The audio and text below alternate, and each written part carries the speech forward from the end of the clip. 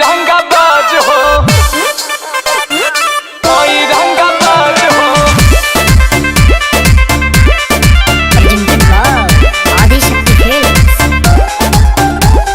भद देही सोनावा के सेट चाही, अब पटना में दूध गो फ्लैट चाही। एक 1 BHK, एक 2 BHK, एक में मैं रहूंगी और एक में जिम करूंगी। ओके जाना?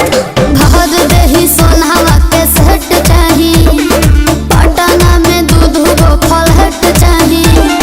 अरे एक करे जा, तू जितना खर्चा करेबू हम उतना खर्चा करब। ओकरा खातिर हम भागल ना हई। आ जदी हमरा के छोड़ के गइलू तो बुझ लीह हम संतोष पागल नहीं। बन बुझे ज्यादा तू चिराई उड़न बाज हो तो बुझ ली हम हई रंगाबाज हो, बुझ ली हम हई रंगाबाज हो। तू जानत हुआ कि हम ग्रेड ए पढ़ नहीं।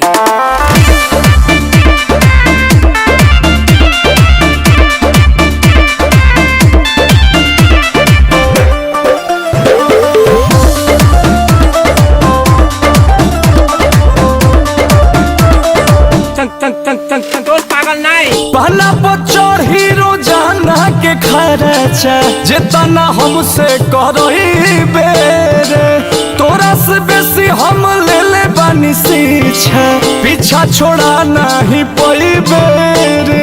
अच्छा के प्यार में हिसाब ना करा, माहौल खराब ना करा, बुझलो? अरे एक करे जा, जितना तोहरा से रात में बात कइले बानी न उतना केहू औरी खाती जागल ना है।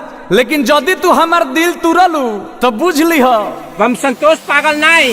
बन बुझे ज्यादा तू चिराई उड़न बाज हो तो बुझ ली हम हई रंगाबाज हो, बुझ ली हम हई रंगाबाज हो। मारम ना एक फट की एको भाषा ना बोलबा कोनो विषय में। हई रंगाबाज हो, हई रंगाबाज हो।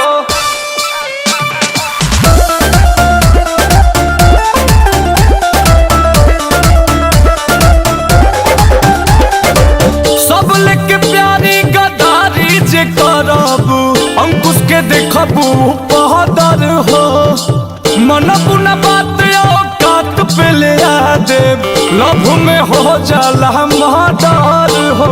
मारम ना एक फट में लगवा लो। आए कि लालू झूठे इंग्लिश पढ़बा हो, कही के कुछ ना खड़बा हो। हवा बनाओ तारा। अरे एक करे जा, हम बरसी ना खाली गरजे वाला बादल ना होई। आ जदी हमरा के छोड़ के गइलू तो बुझ लीह हम संतोष पागल नहीं। बन बुझे ज्यादा तू चिराई उड़न बाज हो तो बुझ ली हम हई रंगाबाज हो, बुझ ली हम हई रंगाबाज हो। तू जानत हुआ कि हम ग्रेड ए पढ़ नहीं। पोल नियर खड़ा हो जेबे।